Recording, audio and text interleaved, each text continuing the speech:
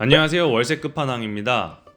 요즘 부동산 시장에 굉장히 걱정이 많으신데 이 어려운 시장 속에서 나는 어떻게 투자를 해야 될지에 대해서 다뤄보려고 이 영상을 찍게 되었습니다. 어떤 오피스텔 분양받아야 될지, 어디다 해야 되는지, 어떤 거 해야 되는지 참 생각도 많고 고민도 많잖아요. 특히 요즘에는 하이엔드 오피스텔 참 말이 많아요. 미분양도 많고 계약하고 나서 마피라고 하는 흔히 마이너스 피 매물도 진짜 많아지고요. 그래서 좀 실제로 좀 보여드리면은 지금 신길에 있는 A 오피스텔인데요. 전용 78제곱미터면은 그래도 한 25평 조금 안 되는 겁니다. 근데 마이너스 피 보이시죠?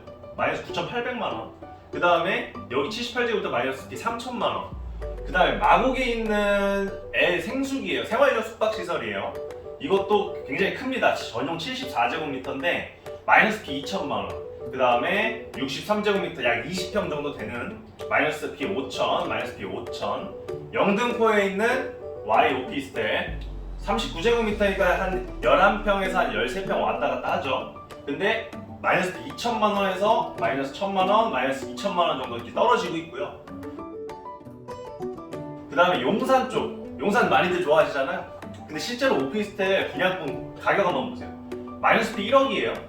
마이너스 피 1억 2천, 1억 1천, 마이너스 피 1억. 전용 10평짜리입니다. 전용 10평짜리. 방 하나, 거실 하나 빠져있는 거. 그 다음에 반포에 있는 L 오피스텔도 마이너스 피 7천만 원, 마이너스 피 3천만 원, 마이너스 피 8천만 원. 그 다음에 삼성동에 있는 T 오피스텔인데요.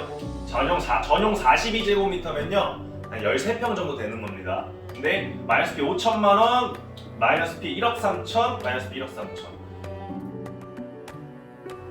잠실도 마이너스 피 5천만 원, 전용 44면요 여기도 한 13평, 14평 정도 되는 겁니다. 그 다음에 장안동, 청량리 가깝죠? 청량리랑 같이 있는 건데 여기도 마이너스 피 3천, 마이너스 피 2천, 4천 많이 떨어지고 있어요, 분양권들이. 그렇다 보니까 제가 말씀드린 게 뭐냐면 오피스텔은요 아파트의 대체 상품이에요, 대체 상품. 근데 강조에 강조를 더하고 꼭 명심하시라고 이 말씀 좀 드려요. 근데 오피스텔 같은 경우에 사면 가격이 많이 안 오른다 이 생각 많이 하시거든요. 근데 이게 왜 그러냐면 원룸 분양 받으시니까 그래요. 근데 평수 작은데 공급량도 많으니까 아파트 비해서 가격 상승이 어려운 거거든요. 그래서 점점 찾게 되는 게 전용 13평에서 한 20평대 되는 건 큰 오피스텔들이에요. 서울에서는 한 20평, 30평대가 한 중대형 오피스텔이라고 하지만 뭐 경기도에서는 30평까지 가는 경우도 있어요. 근데 서울은 10평에서 20평이 딱 알맞은 중대형이라고 합니다. 실제로 좀 보시면 아파트 다음이 이제 주상복합 아파트, 그 다음이 투룸 3룸 오피스텔이에요. 그 다음이 투룸 3룸 빌라, 원룸 오피스텔, 원룸 빌라인데 가격이 안 올랐다 하시는 분들은 거의 이쪽이죠. 왜냐면 아파트의 대체 상품이 바로 일로 가는 게 아니라 이쪽으로 가기 때문에. 그래서 제가 말씀드린 게 뭐냐면 여기 중대형 투룸이나 쓰리룸이라고 해서 말이 붙잖아요. 완전히 많이 달라져요. 근데 대부분 원룸 오피스텔 보듯이 역하고 거리랑 분양가, 그 다음에 분양가 대비 월세 따른 수익률만 보시잖아요. 여기에 방 한 개 있으니까 2개 생겨가지고 투룸이 되면 월세를 좀 더 많이 받을 수 있겠지, 하나 받은 만큼 더 받을 수 있겠지, 매매가를 좀 더 받을 수 있겠지라고 생각할 때 분양 많이 받으시죠? 절대 그렇게 판단하시면 안 돼요. 그럼 어떤 걸 봐야 되느냐? 중형 대형 오피스텔은요, 내가 대형 오피스텔을 받았을 때 주변에 소형 아파트가 생기느냐 안 생기느냐를 먼저 보셔야 돼요. 자고로 매매가랑 전월세 가격 상승은 적은 공급에 비해서 많은 수요잖아요. 근데 대형 오피스텔 투자자 입장에서는 어떤 걸 봐야 되느냐? 소형 아파트에 신규 공급이 되느냐 안 되느냐, 아니면 진입이 되느냐 안 되느냐를 보셔야 돼요. 아니면 생기더라도 고분양가로 좀 들어올 수밖에 없는 지역이나 입지를 좀 선택하셔야 되는데 뭐 그게 내 맘처럼 안 되잖아요, 사실. 내 맘처럼 내가 마음대로 할 수 있는 것도 아니고. 그러면 그렇게 될 수밖에 없는 구조적 한계를 갖고 있는 데를 선택하셔야 돼요. 그게 무엇이냐면 토지 용도를 보시면 돼요. 토지 용도. 우리나라 모든 땅에는 용도가 다 정해져 있어요. 제가 보여드릴게요. 자, 보시면 이게 서울시 지적편집도라고 해서 토지 용도 볼 수 있는 지도거든요. 자 보시면 노란색 주거용지, 빨간색 상업용지, 파란색 준공업용지에서 업무용, 초록색 자연용지인데 먼저 한강 여기 이남 쪽 이렇게 한강 따라서 있는데 여기 한강 이남 쪽을 먼저 좀 보시면 강서구부터 강동구까지 여의도를 제외한 그 다음에 여기 강남역을 제외한 거의 모든 지역이 노란색이 굉장히 많습니다. 영등포 구로는 준공업 지역이어가지고 여기는 뭐 지식산업센터나 오피스 사무실들 많고 근데 노란색이 뭐냐? 아파트랑 빌라들 같이 주거 상품만 들어가는 지역이에요. 보시면 노란색이 굉장히 많죠. 노란색이 굉장히 많은데 제가 앞에 말씀드린 것처럼 대형 오피스텔은 소형 아파트를 보셔야 된다고 말씀드린 건데 이 지역 재건축이 지금 요즘 활발해지고 있어요. 재건축 얘기 많이 나오고 있어요. 근데 특히 여기 압구정, 신사, 반포, 그 다음 여기 영등포, 목동, 잠실 재건축을 하면요 요즘 트렌드는 대형 평수 많이 안 만들어요. 오히려 소형 평수를 굉장히 많이 빼고요 대형 평수를 적게 만들어요. 그럼 잘 생각해보세요. 대형 오피스텔들 전용 15평, 20평 가는 오피스텔들 15억, 20억에 25억에 분양을 했는데 재건축을 해서 아파트가 18평짜리 59제곱미터짜리 옆에서 치고 나오기 시작하면 버틸 수 있을까요? 강 위쪽을 한번 보세요. 강 위쪽을 한번 보시면 물론 노란색도 많은데 눈에 띄는 곳이 한 곳 있어요. 이게 어디냐? 요 가운데 중구입니다. 빨간색 엄청 크죠? 빨간색이 뭐라고 말씀드렸죠? 상업용지, 상업용지. 서울시 전체 토지 중에서 이 빨간색을 여기를 다 합쳐 저기 끝까지 여기 그 다음에 여기도 다 더해서 비교를 해보면요 서울시 전체 토지의 4.2%가 상업용지예요. 근데 그 4.2% 중에서도 31%가 여기예요. 중구 종로구가 갖고 있는 상업용지가 서울시 전체 상업용지의 3분의 1이라는 거예요. 제가 상업용지를 다시 한번 말씀드린 이유가 뭐냐면 계속 말씀드리는 이유가 뭐냐면 오피스텔은요 주거용지 지어지는 땅 아니에요. 오피스텔이 주거용이다 주거용이다 아니면 뭐 주거상품이다 라고 생각들 많이 하시니까 주거용지에 들어간다 생각하시는데 아니에요. 오피스텔은 상업용지에 들어가요. 상업용지란 주거용 외에 여기 보시면 제1종 근린생활시설, 제2종 근생, 문화집회시설, 종교시설, 판매시설, 운수시설, 의료시설, 업무시설, 숙박시설 이렇게 지을 수 있어요. 그래서 빨간색이 있는 지역은 건설적인 제한이 들어가요. 그래서 제가 말씀드리는 거예요. 왜 그 좋은 마곡, 영등포, 신길, 반포, 삼성, 잠실, 청량리 거기에 마이너스 B가 생기냐? 바로 이것 때문에 그런 거예요. 청량리에도요 전용 16평, 17평, 53제곱미터 오피스텔 분양가가 6억에서 7억 해요. 강남만 보셔도 오피스텔 전용 42제곱미터짜리 전용 13평입니다. 분양권이 15억에서 17억이에요. 근데 제가 이걸 말씀드린 게 강남이 뭐 17억이에요. 이 금액이면 굳이 강남구 아니고요. 서초든 잠실이든 조금만 외곽으로 빠져도 충분히 소형 아파트 내가 매매합니다. 근데 말해서 여기 보세요. 여기에 내가 살아야 되는데 전용 13평이 15억, 17억이에요. 여기서 좀만 나오고 여기서 좀만 나가거나 해도 내가 충분히 아파트 산단 말이에요. 그러니까 조금 오래되고 낡더라도 내 집 하나 사는 게 낫지 웃돈 주고 오피스텔 안 사요. 청량리도 똑같아요. 지금 요즘 청량리 핫하잖아요. 이쪽이잖아요. 청량리에서 좀만 나가도요. 여기 휘경동이나 회기 쪽으로 좀만 나가면 아파트 하나 삽니다. 그래서 대형 오피스텔 보실 때는 어떤 걸 보시느냐? 주변에 아파트가 있느냐 없느냐, 소형 아파트가 생기느냐 안 생기느냐를 보시는 거예요. 그래서 분양을 받더라도 세입자들이 굳이 이 오피스텔로 들어오지 않아도 되는 거고요. 나중에 팔 때도 매수하고 싶다, 뭐 사고 싶다 이런 구매 의욕이 불러일으키지 않는 거예요. 그러니까 분양권들이 여기 강남 주거용지가 많은 지역에 있는 분양권들이 마이너스 B가 나오는 겁니다. 투자하시는 분들이요 월세도 월세지만 나중에 황금성 부분도 생각하셔야 돼요. 팔아야 돈 버는 거잖아요. 안 그래요? 그래서 오피스텔 볼 때는 어떤 걸 봐야 되냐? 이 상업용지 이 가치가 올라가는 데 선택하셔야 돼요. 같은 상업용지지만 좀 개발도 좀 덜 되고 좀 오래되고 근데 그 땅은 좋지만 가격적으로는 아직 평가가 안 된 지역들이 있잖아요. 그런 데 선택하셔야 되는데, 그렇게 보셨을 때는 가장 상업용지 많고 낙후되고 개발 안 된 지역이 이 세 곳 중에 어디죠? 여의도 가면 좋잖아요. 높은 건물들 엄청 많고, 강남 여기 테헤란로예요. 강남역, 역삼역, 성능역, 삼성역 있는데 여기도 가보시면 오피스 빌딩 굉장히 많죠. 근데 중구, 충무로, 종로구 가보세요. 여기 광화문 라인, 그 다음 시청, 명동, 을지로 라인만 잘 돼 있고요. 좀 뒷고 이쪽 뒷골목 쪽 청무로 요 오른쪽으로 가보시면 다 낙후돼 있어요. 도심권입니다. 여길 보셔야 돼요. 지금 제가 네이버 부동산에서 오피스텔 원룸이랑 투룸 임대 매물을 본 자료인데, 실제 시청이랑 광화문, 여기 해안역 이 위치한 좌측에서부터 동대문이 위치한 오른쪽, 여기 동대문이죠. 우측까지 한번 보시면 한번 보세요.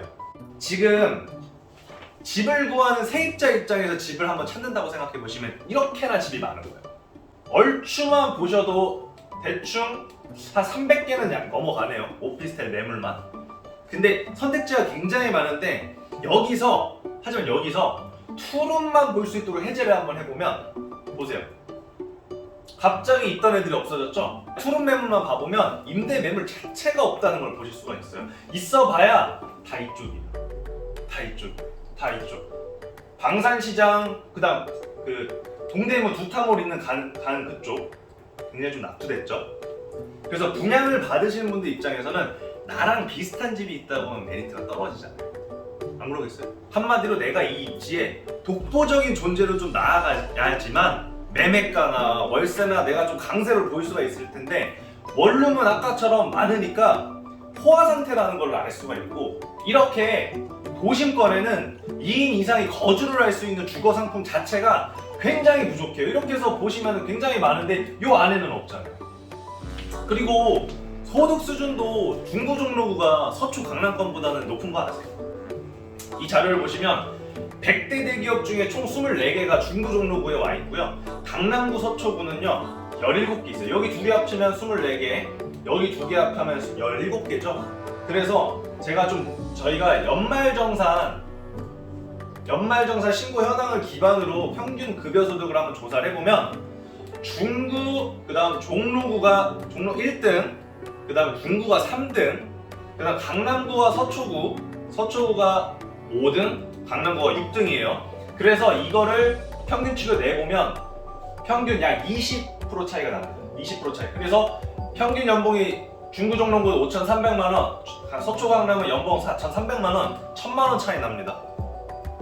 그리고 제가 한마디로 중구 종로구가 강남 서초보다 급여 수준도 더 높고요. 기업 수도 훨씬 더 많다라는 거예요. 대기업 수도. 하지만 제가 방금 앞서 말씀드린 것처럼 주거 상품이 거의 없다고 말씀드렸죠. 그게 뭐냐? 자, 보세요. 이게 서울시 25개구 전역의 공급량과 그다음 공급 예정표예요. 가장 공급량 많은 데 어디죠? 가장 공급량 많은 데 강남입니다. 강남이 1등이에요. 그 다음에 공급량 많은 순위 노원, 송파, 강서, 서초가 5등이에요. 서초가 5등인데 반대로 한번 보세요. 꼴등이 누구냐? 종로구예요. 종로구. 꼴등에서 두 번째도 중구예요. 서초, 강남을 합하면 461만 가구가 되는데, 중구랑 종로구를 합하면 62만 가구밖에 안 돼요. 둘이 7배 차이 나는 거예요. 강남 대비 13%밖에 안 되는 겁니다. 공급량 자체가. 근데 제가 아까 말씀드렸죠. 급여 수준은 중구 쪽이 더 높고 그 다음 대기업 수도 훨씬 많다고.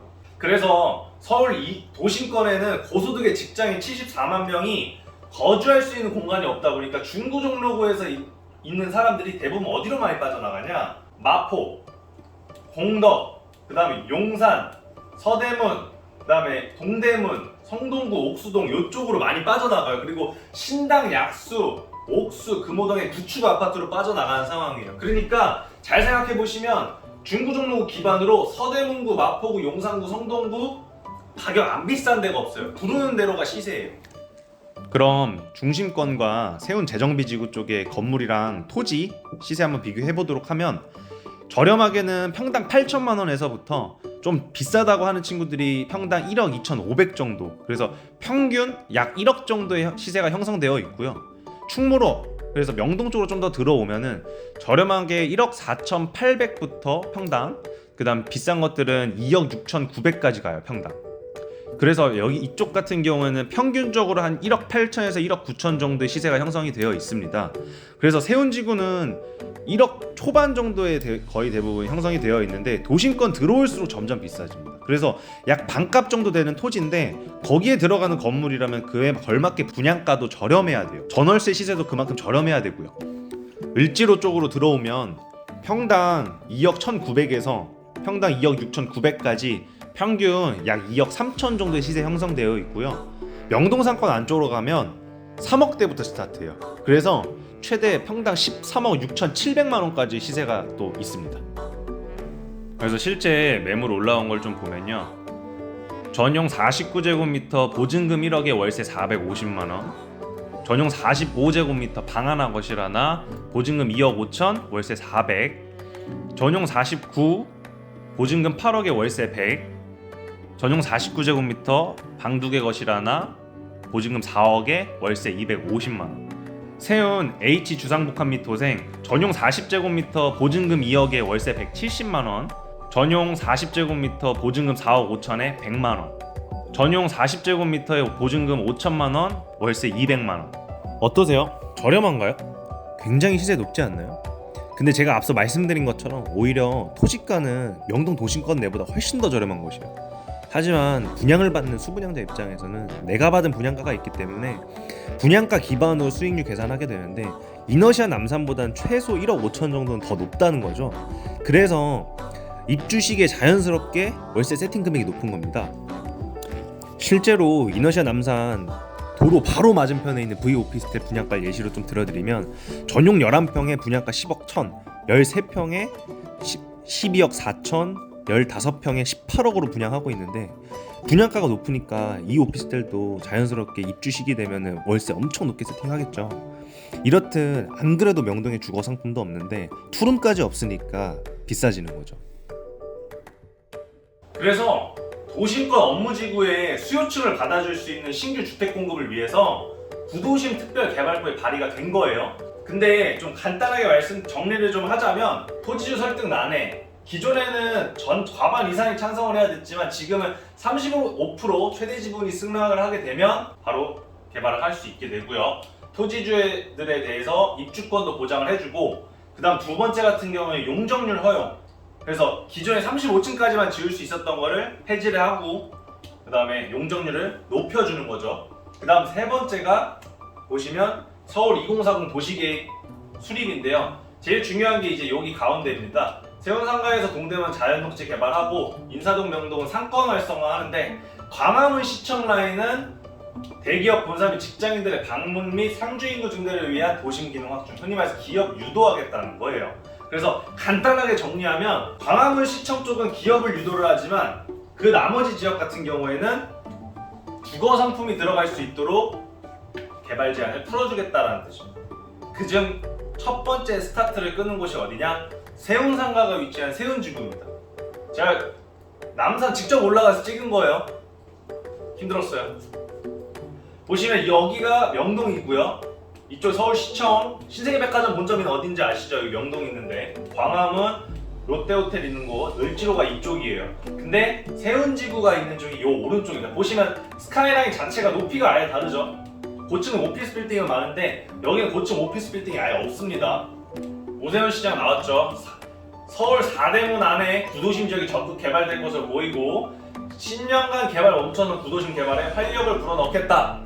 그리고 새 정부는 민간 주도로 진행한다는 점이 굉장히 다른데 흔히 말해 한국판 허드슨 야드 세운지구가 첫 스타트예요.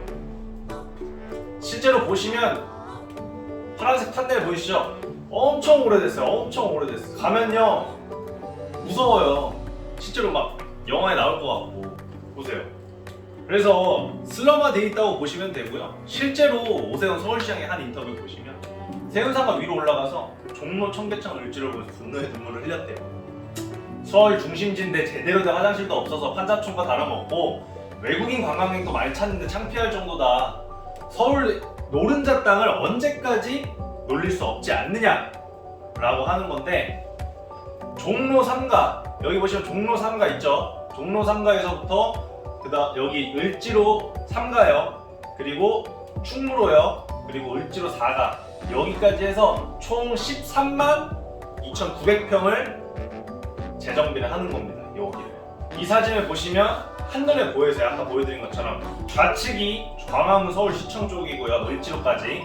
우측이 제가 방금 말씀드린 세운지구, 세운상가 재정비, 재개발하는 곳입니다. 그래서 저는 이렇게 생각합니다.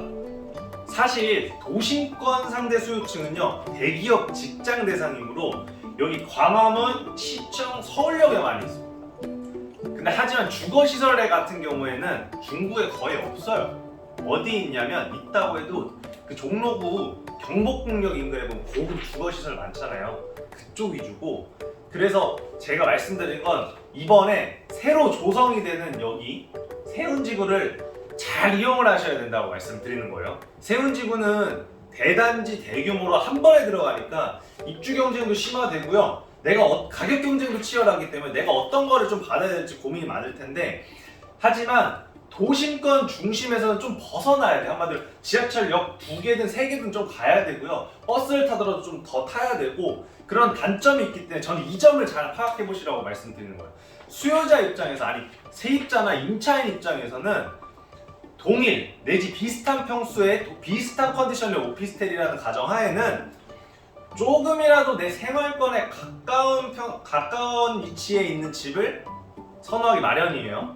그래서 제가 앞서 말씀드린 것처럼 을지로, 광화문, 시청, 서울역 라인의 대기업 밀집 지역과의 거리가 결국에는 매매가랑 전세가에 영향을 미치는 가장 중요한 요인인 거죠.